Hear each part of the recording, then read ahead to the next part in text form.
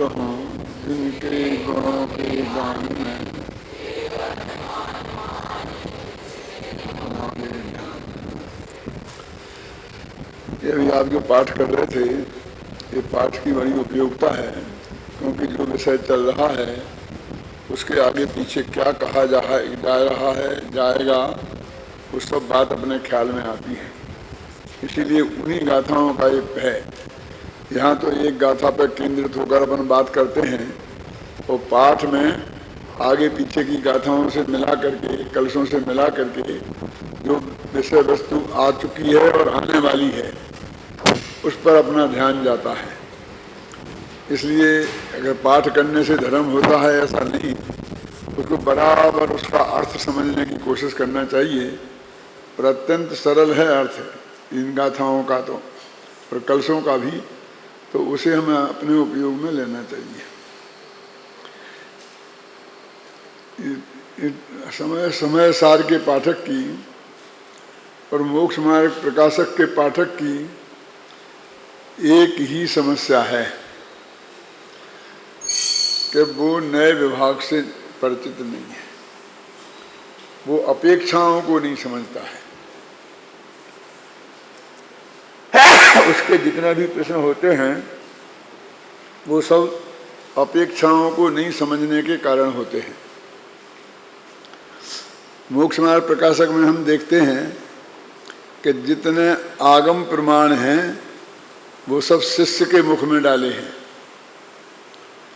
और जितने उत्तर हैं वो टोडरमल जी ने नए विभाग की अपेक्षाओं को समझा करके दिए हैं। उससे ऐसा लगता है ना, तो टोडरमल जी का जो प्रश्न करता है, श्रोता है, शंकाकार है, वो भी स्वाध्यायी है। ऐसा नहीं है कि यहाँ वहाँ के प्रश्न नहीं करता है। समय सार में भी आप देखो, ये गाथा यही कह रही ना कि आप तो कह रहे हो कि ये पुद्गल हैं, कौन से रागादि भाव, और ग्रंथांतरों में, गोमरसारादि ग्रंथों में तो इन्हें जीव के कहा है। तो उसने आगम का प्रमाण दे करके और ये शंका प्रस्तुत की, और उसका उत्तर यहाँ पर यही दे रहे हैं कि भाई ये तो व्यवहार से कहा है, और हम यहाँ बात जो कह रहे हैं वो निश्चय की है।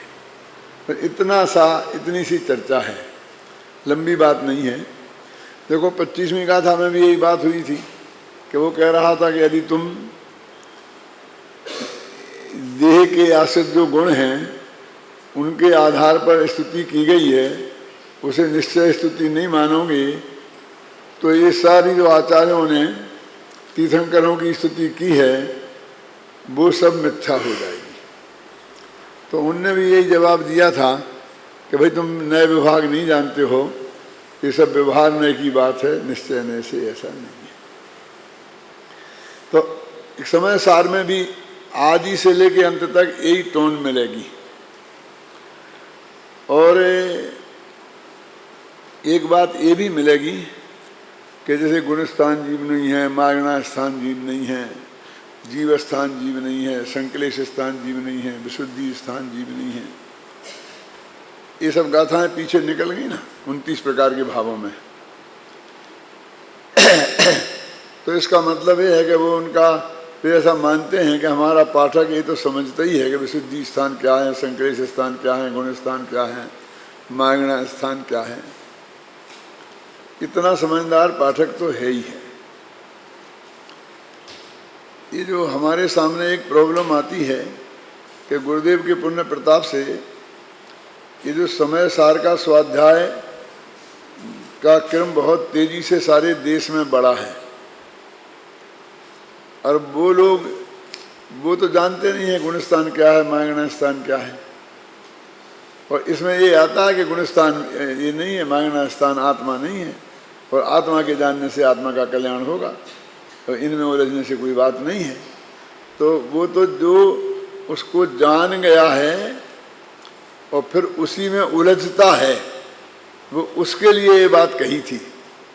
अब इसने जाना ही नहीं है और उसे उलझन मान करके उसे वो देखना ही नहीं चाहता है। जैसे कि समय सार के आगे वो अधिकार आएगा, मोक्ष अधिकार, तो उसमें लिखा है बंध कथा का निषेध में उन्होंने कह दिया कि इसमें करुणानि योग के स्वाध्याय में निरत होकर कर्म की व्यवस्थाओं को जानकर कैसे बंध होता है और कैसे मोक्ष होता है, कौन कौन सी प्रकृतियों का कैसे कैसे, और जो अपने को ये समझने लग गए हैं कि हम धर्मात्मा हो गए, ऐसा लिखा है, तो उनका निषेध है, उनके जानने का निषेध नहीं है, क्योंकि वो भगवान आत्मा तो बंध और मोक्ष से रहित है। तो मेरे कहने का आशा ये है कि ये तो निश्चित है कि ये बिल्कुल प्राथमिक, जिसको जैन दर्शन का सामान्य ज्ञान भी नहीं है, समय सार उसके लिए ज़्यादा उपयोगी नहीं हो सकता है। थोड़ा सामान्य ज्ञान उसके लिए होना बहुत जरूरी है। अब इसके आधार पर कुछ लोग समय सार के स्वाध्याय का निषेध करने लग गए, और प्रवचन की सभा में तो स्वाध्याय नहीं कराना चाहिए। तो टोडामल जी ने इसके बारे में फिर बहुत प्रश्नोत्तर किए, जवाब दिए कि मूल मुक्ति का मार्ग तो इसमें ही है। यदि इनका पठन पाठन नहीं करेंगे तो हम मूल मार्ग से वंचित हो जाएंगे। ये इस तरह के जवाब देने पड़े। और देखो, ये अत्यंत अप्रतिबुद्ध को समझाते हैं 19वीं गाथा की उत्थानिका में लिखा है, अथवा और हमको ऐसे प्रमाण देना पड़ते हैं कि जिसमें कोई आदमी ये कहे कि भाई ये साधारण श्रोता आगे यहाँ बैठ गया है तो उसको तो समय सार सुनना नहीं चाहिए। वास्तव में जैन शास्त्रों में ऐसा बंटवारा है नहीं। टोडामल जी ने तो यहाँ तक लिखा है कि पहले कौन पढ़े और बाद में कौन, नहीं पढ़ने की तो वो बातें ही नहीं करते। तो उसमें भी कहा कि ऐसा कोई नियम नहीं है, जब जिसमें मन लगे जैसा पढ़े वैसा आप पढ़ो। वो तो इस बात को भी बर्दाश्त नहीं करते हैं। मेरी समझ में नहीं आता है कि शास्त्र स्वाध्याय करने के लिए लिखे गए, अब उसमें से ये भी एक बात चली है कि कब पढ़ना, क्यों, कौन पढ़े और कौन नहीं पढ़े, कब पढ़े और कब नहीं पढ़े। यानी किसी न किसी बहाने से हमने पढ़ने के निषेध के रास्ते निकाल दिए। कभी तो हम कहते हैं कि सामान्य ग्रस्तों के पढ़ने के लिए नहीं है, कभी कहते हैं कि जो पहले ये मत पढ़ो, ये पढ़ो किसी तरकीब से, और कभी ये कहते हैं कि सुबह शाम अकाल में नहीं पढ़ना चाहिए। अब वो पूजन में भी आता है ना, सम्यक ज्ञान की पूजन में, और शास्त्रों में आते भी। तो वो तो उन धवलादि ग्रंथों के बारे में है, और खासकर उस जमाने की वो बातें हैं कि जब एक शास्त्र का लिखाना बहुत महंगा काम था, क्योंकि एक आदमी उसे हाथ से ही लिखता था, और वो आदमी इतना योग्य होना चाहिए, क्योंकि उसमें प्रूफ रीडिंग की व्यवस्था नहीं थी कि जो भी लिखे एक दफे में पूरा शुद्ध लिखे, नकल भी करे तो भी। तो ऐसे लोगों का मिलना बहुत कठिन था, और वो होंगे तो उस समय के हिसाब से काफ़ी महंगे होंगे, क्योंकि रेयर होता तो वो महंगे होते ही हैं। एक 25-25 पेज की किताब लिखने में उस सब ज़माने में 100 रुपये खर्च हो जाते थे, और उस ज़माने के 100 रुपये आज के 1 लाख रुपये हैं। तो वो हाथ नहीं लगे, पसीना नहीं लगे, मुँह पे ऐसा लगाओ और फिर पढ़ो, और उसे बांध के, कहते शास्त्रों शत्रुओं को एक सा बांध के रखना चाहिए, है ना। शास्त्रों को शत्रुओं जैसा बांध के रखना चाहिए, मजबूती से। ढीले ढाले बांधोगे तो वो टूट फूट जाते थे। और जो अकाल बोलते हैं ना, संध्या काल, तो गाय भैंसें सुबह घर से छूट के जंगल की तरफ जाती हैं, और शाम को जंगल से नगर की तरफ आती हैं। और पहले गांव-गांव में वो व्यवस्था थी, अब तो शहर में गाय को घुसने ही नहीं देते हैं? तो उस वक्त धूल बहुत उड़ती थी, उपद्रव के चांस बहुत थे, गृहस्थ लोग उनमें व्यस्त हो जाते थे। उस वक्त पठन पाठन की व्यवस्था संभव नहीं थी, और मुनिराजों के लिए जो है वो सामयिक का काल है। तो सामयिक के काल में स्वाध्याय करोगे तो सामयिक छूट जाएगी। तो सामयिक तो स्वाध्याय से भी बड़ी चीज है ना। तो ऐसी अपेक्षाओं से कहीं मना किया हो और उसके आधार पर हम शास्त्र को नहीं पढ़, हम तो उल्टा कहते हैं कि कब पढ़ो, कि दिन में पढ़ो, रात में पढ़ो, 2 बजे पढ़ो, 1 बजे पढ़ो, जब तुम्हें समय मिले तब पढ़ो। कहाँ पढ़ो? कि जहाँ रेल में पढ़ो, बस में पढ़ो, प्लेन में बैठे हो तो प्लेन में पढ़ो, एयरपोर्ट में बैठे हो तो वहाँ पढ़ो, रेलवे स्टेशन पर बैठे हो तो वहाँ पढ़ो। क्यों? जहाँ तुम्हें समय मिले, जैसे तुम्हें समय मिले, वैसे इन शास्त्रों का स्वाध्याय करो। तो मेरे कहने का अर्थ है कि हमें जो ज्ञान के या शास्त्रों के आधार से बाधाएं निकालते हैं वो आप जैसे पाठकों के लिए नहीं हैं। और जैसी किताबें आपके हाथ में हैं और आपको सरलता से उपलब्ध हैं, और एक चली जाए तो दूसरी मिल सकती है, उन सब परिस्थितियों में स्वाध्याय जितना जब जैसे संभव हो सके अवश्य करना चाहिए। तो अभी ये बात चल रही है कि शिष्य का प्रश्न था ग्रंथांतरों में तो ये बात लिखी है, तो उसके उत्तर में आचार्य की जो गाथा अपन ने कल पढ़ी थी उसका मैं पद्यानुवाद पढ़ता हूँ कि वर्णादि से को व्यवहार से ही कहा जाता जीव के, परमार्थ से ये भाव भी होते नहीं हैं जीव के।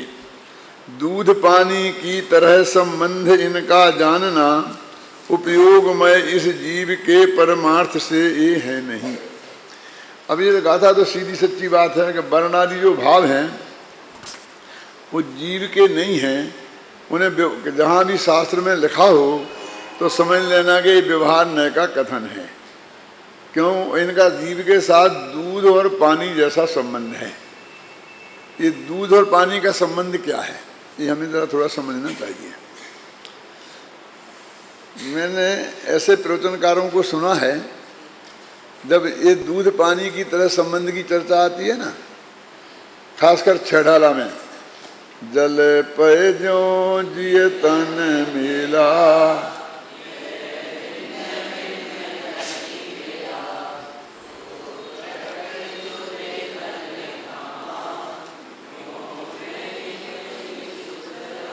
वो ऐसा समझा रहे थे कि देखो भाई दूध और पानी की मित्रता कितनी बढ़िया है।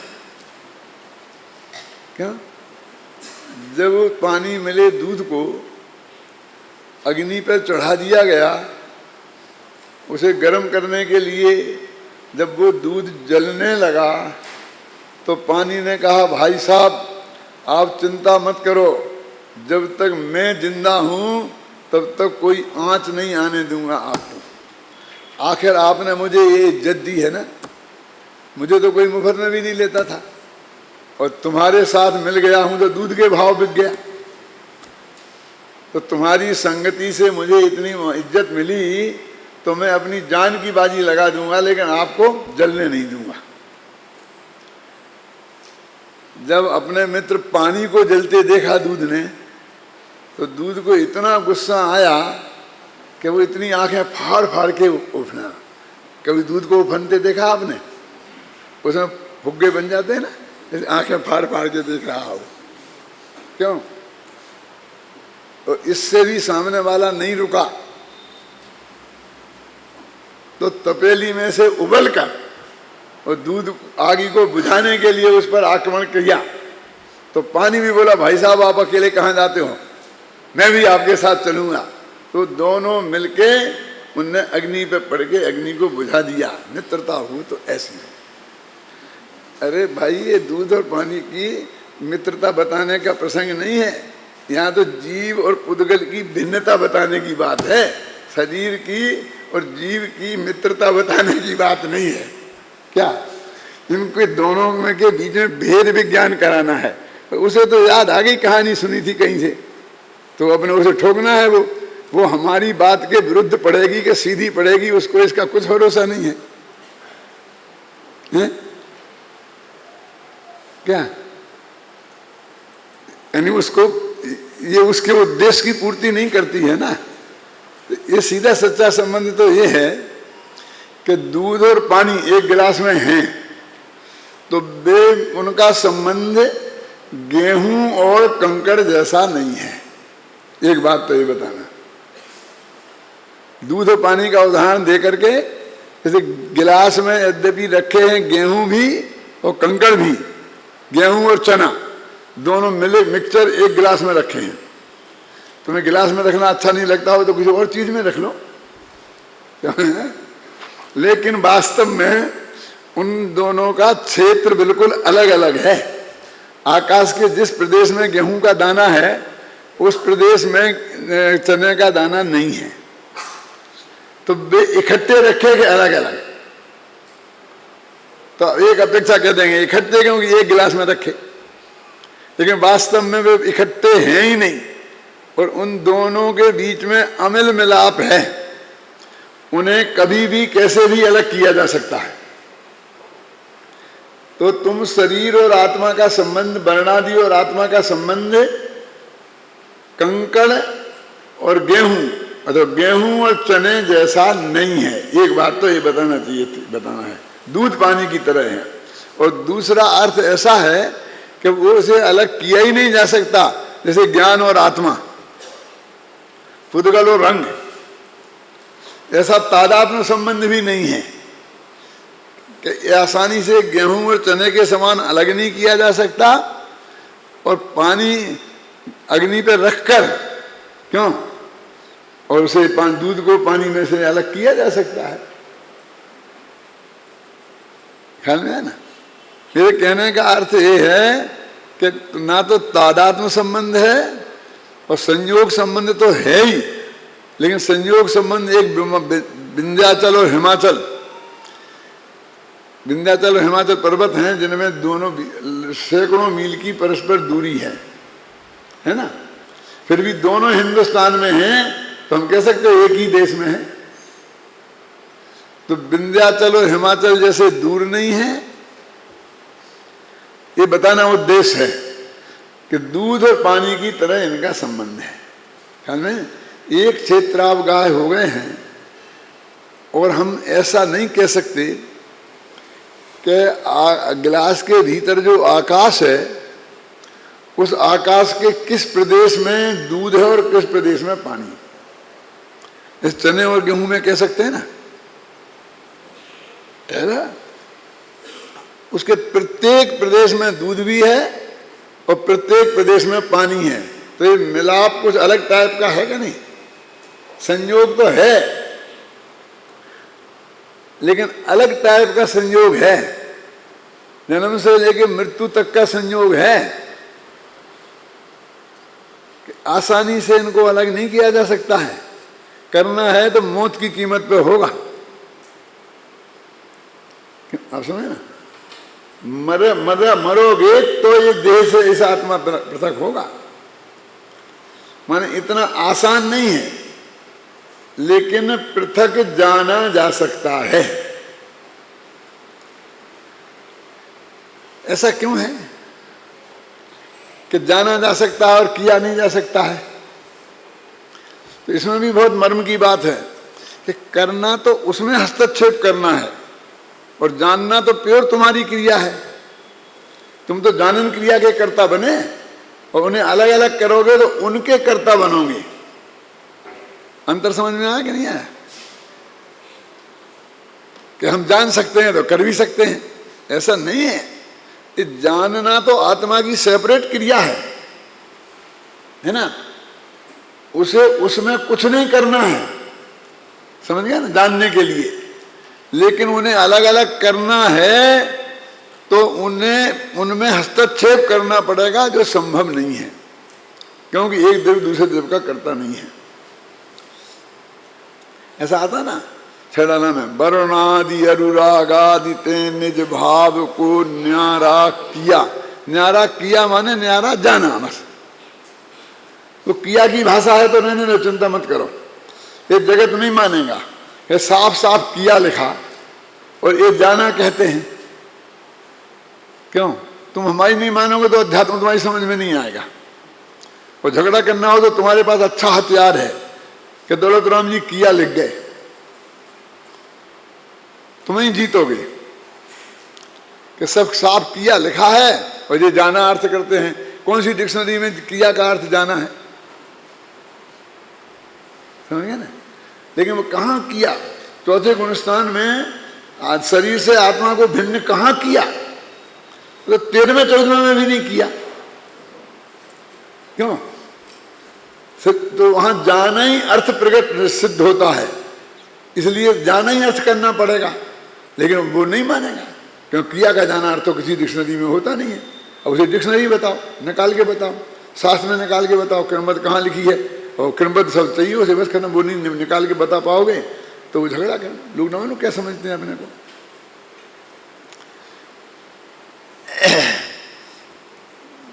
मेरे से ऐसे बहुत प्रश्न लोग कहते हैं कि साहब ये आपने बात की कौन से शास्त्र में लिखी है? गवर्नमेंट सार में होगी। ठीक है, तो कल निकाल के बताना। क्यों? मैं क्यों बताऊंगा? मुझे तो पता है, पक्का भरोसा है, मुझे देखने का भी विकल्प नहीं है। तुम्हें विकल्प है ना, तो रात की नींद तुम खराब करो ना अपनी, मैं क्यों, तुम्हारे लिए मैं क्यों करूंगा? मुझे और कोई काम नहीं है, मुझे बहुत काम है। मैं नियम साल लिख रहा हूं, वो लिखूंगा ना। क्या अब आपको जवाब देना पड़ेगा? क्यों देना पड़ेगा? कर्जा लिया था तुम्हारे बाप से कुछ? है? तुम घबराना नहीं है।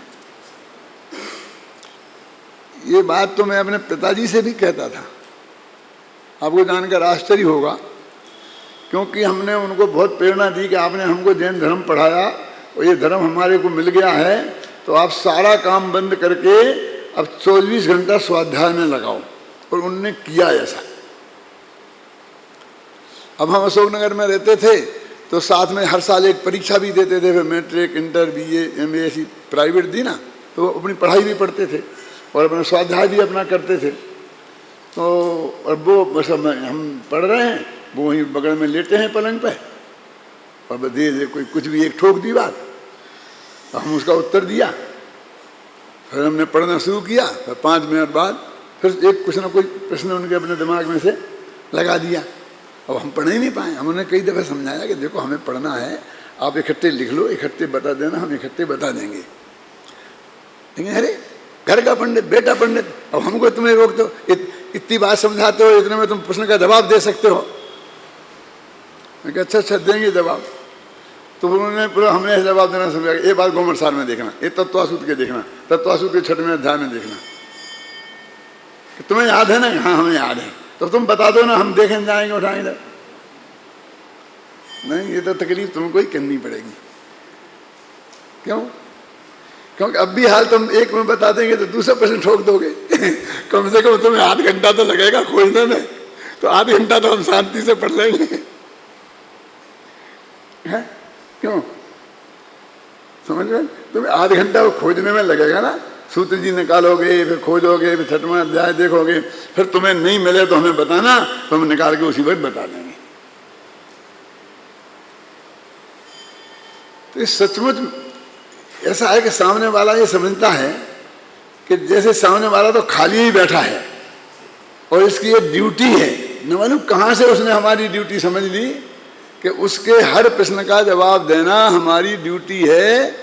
ये कहाँ से कौन से संविधान में से निकाली, मेरी समझ में नहीं आता है? अभी फिर बहस करेगा,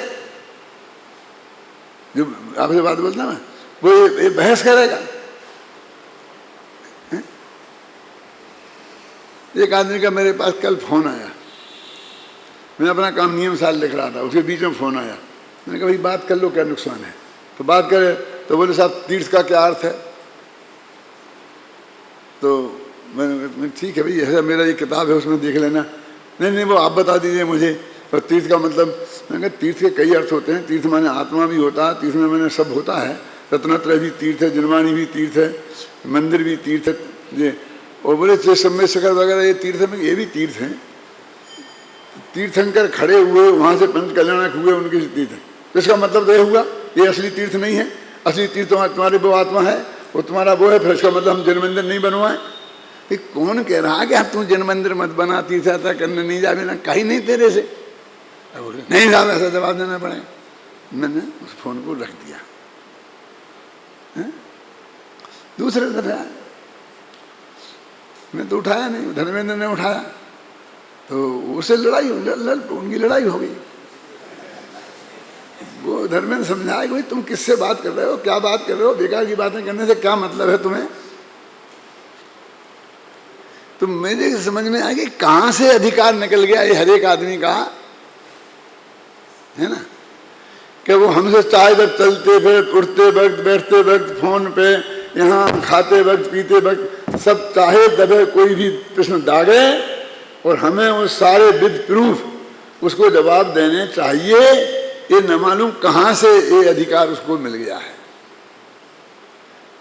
अध्यात्म में तो ये नहीं चल सकता। आचार्य जी ने तो कह दिया कि ये व्यवहार न्याय का कथन है। क्यों? अब कौन सा व्यवहार का है तो निकालो ना, तुम नए चक्र पढ़ो कौन सा व्यवहार का है? ये वर्णादि से गुणस्थान पर्यंत जो भाव हैं, इस सब में कौन सा नए लगेगा, तो एक एक का अलग अलग निकालना पड़ेगा भाई साहब। क्योंकि वर्णादि में ये रूमाल भी आ गया और वर्णादि में अपना शरीर भी आ गया। तो वर्णादि में रूमाल लेंगे तो उपचय दशद्भूत व्यवहार नहीं लगेगा, और वर्णादि में यदि शरीर लेंगे तो अनुपचय दशद्भूत व्यवहार नहीं लगेगा, और राग लेंगे तो अशुद्ध निश्चय नहीं भी लग जाएगा और सद्भूत व्यवहार नहीं भी लग जाएगा। क्यों?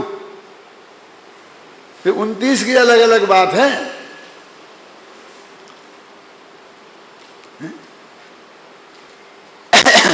तो मैं आपसे कह रहा था कि इसमें सबसे बड़ी विशेषता यह है, उन्होंने वर्णादि लिख दिया। अब आदि में वे 29 हैं, जिसमें गुण स्थान और मांगना स्थान भी हैं और संयम लब्धि स्थान भी हैं। तो हम तो अकेले वर्ण पे माने पुद्गल पे घटित कर लेते हैं, और उन्होंने इस 29 ही भावों को पुद्गल कह दिया आगे। अब लड़ो तुम कि पुद्गल कैसे कह दिया, गुणस्थान पुद्गल कैसे हो सकते हैं? पुद्गल में कई गुणस्थान होते हैं, गुणस्थान तो जीव के ही होते हैं। मोह योग भवा, मोह योग के निमित्त से जो आत्मा के परिणाम है वे गुणस्थान है। क्यों? अब तुमने पुद्गल कह दिया।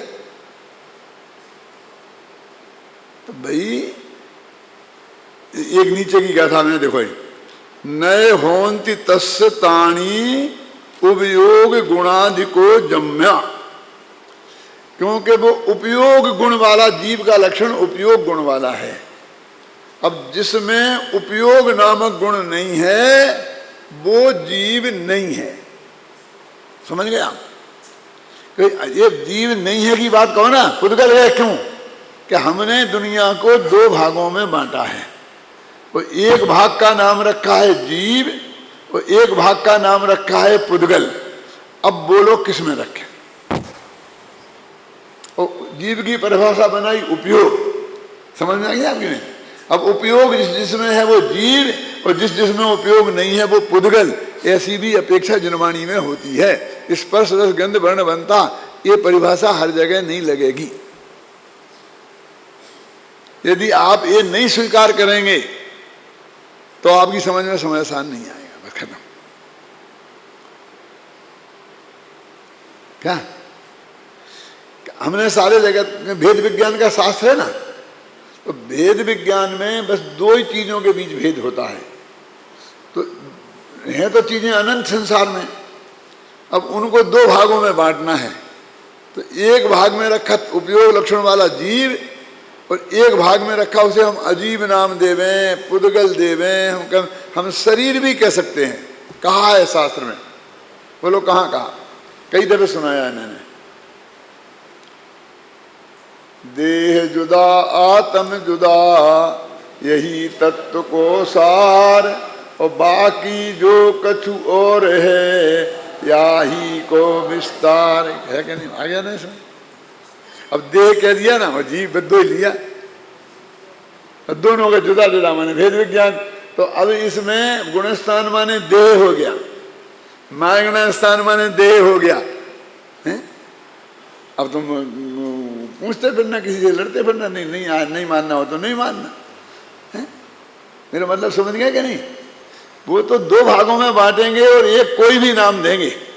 अजीब नाम देंगे, पुद्गल नाम देंगे, उसे देह नाम देंगे,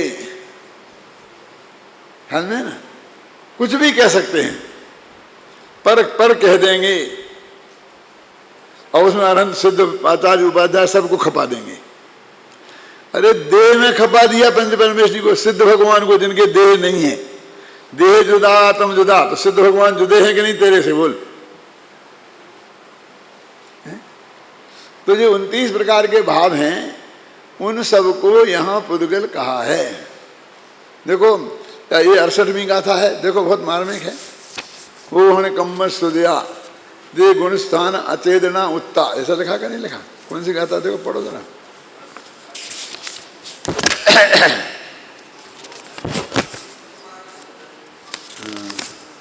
वो हण कम्म सुदया दुबन्या देज में गुण ठाना कहते हवंति जीवा मोहन करम के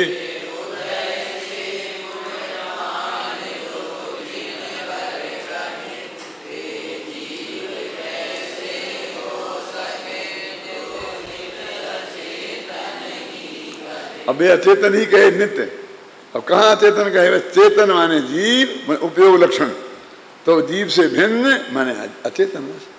अब उन्हें अचेतन कह दिया। अब गुणस्थान, 13वां गुणस्थान क्या है?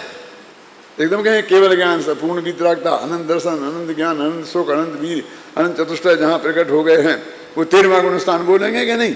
और वो कहेंगे अचेतन है, वो जड़ है, वो पुद्गल है।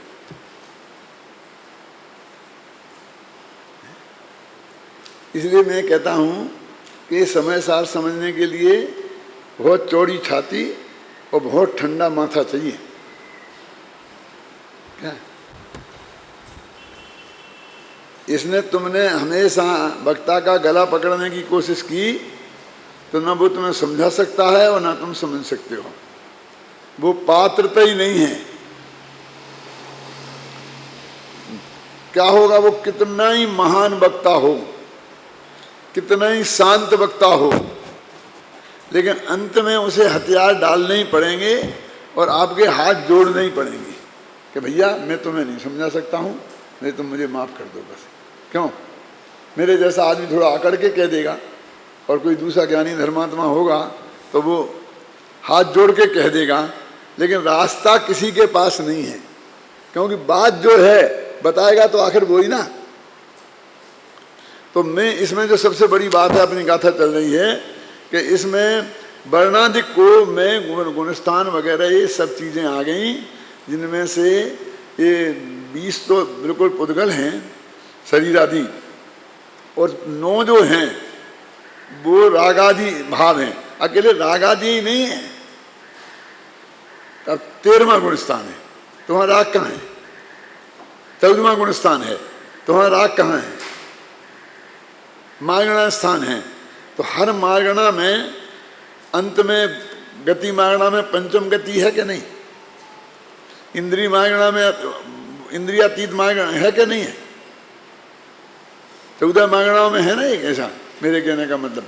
तो वो भी जीव नहीं है, जीव चेतन है, उस अपेक्षा भी अचेतन है। जीव उपयोगमय है, वे अनुपयोगमय है, वे जड़ है।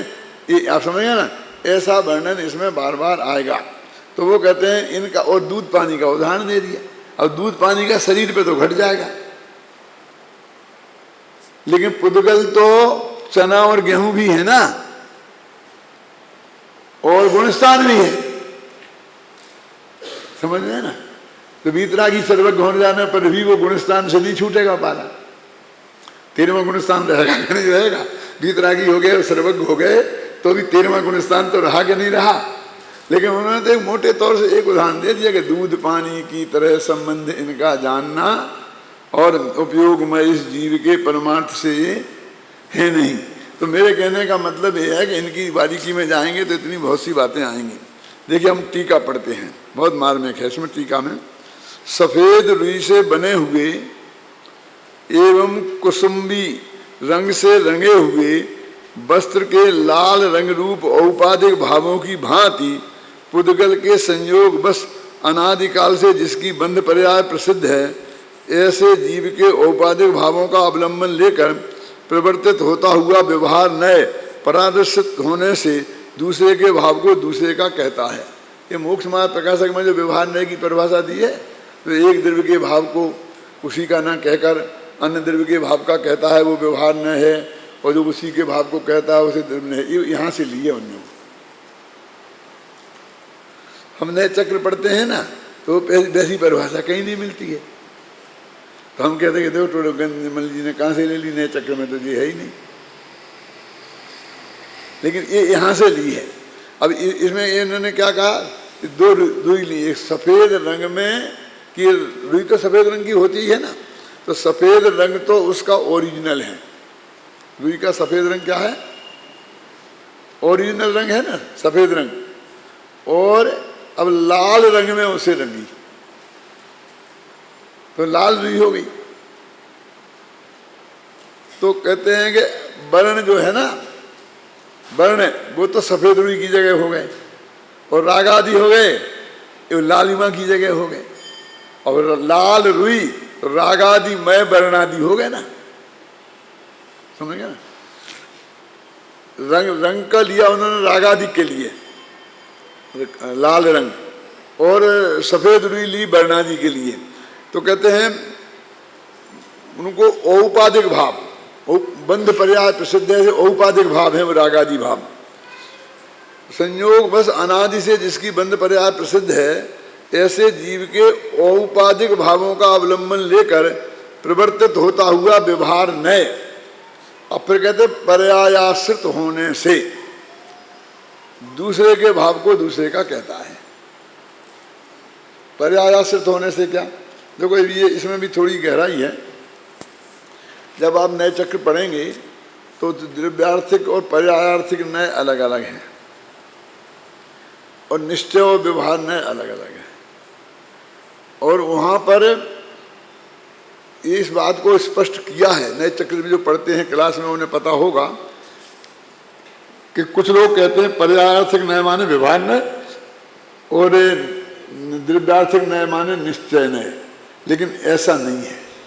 वहाँ स्पष्ट किया है पर्यायार्थिक नए भी निश्चय होता है, और कभी कभी द्रव्यार्थिक नए के भी भेद जो देखोगे आप, वो भी व्यवहार होता है। तो वहाँ तो उनकी भिन्नता समझाई गई, ऐसा नहीं है। अब यहाँ ऐसा कह रहे हैं कि पर्यायार्थिक नए के आश्रय होने से वो व्यवहार नए है। असलियत में अंतर ये है कि द्रव्यार्थिक पर्यायार्थिक नए सिद्धांत के नए है ना, और निश्चय और व्यवहार ये अध्यात्म के नए हैं। अब ये प्रकरण है अध्यात्म का, तो अध्यात्म में उस पर्याय को भी यहाँ पुद्गल कह दिया, अपनी पर्याय को पुद्गल कह दिया, क्योंकि त्रिकाली ध्रुव निकालना है ना, जो पर्व पर्याय से है, गुणस्थान आदि ये पर्याय तो है ना, राग आदि जीव की पर्याय है ना, और इनको पुद्गल में डालना है। तो इसलिए यहाँ पर उन्होंने पर्यायस्थ होने से उसे व्यवहार नए में डाला। और जो त्रिकाली ध्रुव भगवान आत्मा है, वो परम शुद्ध निश्चय नय वाला वास्तव में, उसको उन्होंने निश्चय नय में लिया। तो वो कहते हैं दूसरे के भाव को दूसरे का कहता है। दूसरे के भाव का मतलब ये है कि भाव हैं तो जीव के, और इन्हें पुद्गल कहा जा रहा है। देखो, अथवा ये भाव हैं तो पुद्गल के वो कहते हैं, और इन्हें जीव कहते हैं व्यवहार नए से। तो उन्होंने कहा पुद्गल के क्यों हैं, तो उन्होंने लिख दिया मोहन कम्म सुधिया, पुद्गल कर्म के उदय से होते हैं। तो जिसके उदय से हों वे भाव उसके, एक न्याय हमने ये लगाया। तो जितने भी वर्णादि से रागादि भाव हैं वे सब पुद्गल कर्म के उदय उनमें निमित्त होता है, इसलिए उन सबको यहाँ पर पुद्गल कहा। शायद कल परसों के प्रवचन में ये बात आई थी, अभी आई हो चाहे सुबह के टिप में आई हो, उसमें फिर मैं एक दफे बता देता हूँ इस बात के लिए कि द्रव्य कर्म वो भाव कर्म और नो कर्म। तो द्रव्य कर्म ज्ञानावरणादि 8 है ना, उनमें आघातिया कर्म के उदय से जो संयोग मिलते हैं उनको नो कर्म बोलते हैं, और घातिया कर्म विशेषकर मोहिनी कर्म के उदय से जो विकारी भाव होते हैं उन्हें बोलते हैं भाव कर्म। तो ये रागादि में तो वो भाव कर्म लिए और वर्णादि में नो कर्म लिए, और द्रव्य कर्म तो है ही। तो द्रव्य कर्म दोनों में द्रव्य कर्म के उदय से जो जो चीज हुई उन सबको उन्होंने, चूंकि द्रव्य कर्म पुद्गल के हैं तो उन सबको भी उनने पुद्गल कह दिया। ये न्याय है, बस खत्म। ध्यान में है ना, क्योंकि वो भी उसमें भी द्रव्य कर्म का निमित्त है और इसमें भी द्रव्य कर्म निमित्त है। तो कहते ये भी जैसे पुद्गल है, जैसे वो भी पुद्गल है, और उनको हमने पुद्गल कह दिया क्योंकि ये द्रव्य कर्म पौद्गलिक है। तो वो 29 प्रकार के भाव वे आत्मा नहीं है, वे पुद्गल हैं, क्योंकि उनमें उपयोग नामक गुण नहीं है। गुरुदेव तो आगे ऐसा ऐसा भी कहेंगे कि हमारे उपयोग प्रयोजन की सिद्धि नहीं होती है, इसलिए हमने उसको कह दिया नहीं। केवल ज्ञान तो प्रजा प्योर अपनी है ना, उसमें तो कोई कर्म का उदय निमित्त नहीं है ना, क्यों? फिर क्या करोगे? तो उन्होंने कह दिया भैया केवल ज्ञान के आश्रय से सम्यक दर्शन प्रकट नहीं होता है, हमें तो जिसके आश्रय से सम्यक दर्शन प्रकट होगा हम तो उसे ही अपना कहेंगे, बाकी दूसरे को अपना नहीं कहेंगे।